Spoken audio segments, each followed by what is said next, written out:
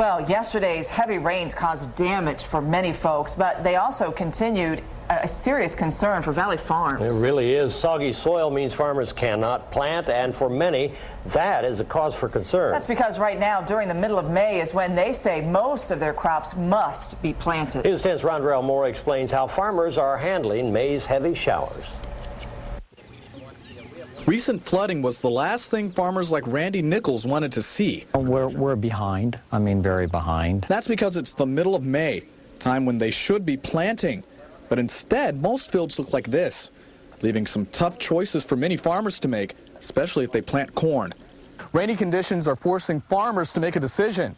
If the ground doesn't dry up soon, many of them will be forced to leave the corn and plant another crop. We're going to consider whether to plant more beans and less corn, because the corn in the fall would be wetter and the yield would be less. And a smaller yield means a smaller profit. While some like Randy have insurance to help offset expenses, those without could lose hundreds of thousands of dollars in lost production by harvest time. So until they know for sure when nature will let up, coping means playing the waiting game. You just got to keep busy doing something else, keep your mind occupied and keep busy instead of just sitting and waiting.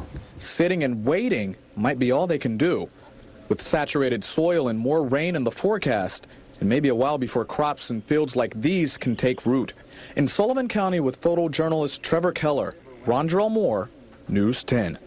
Farmers say they need dry weather from between 10 days to 2 weeks before the ground will be dry enough for them to begin planting.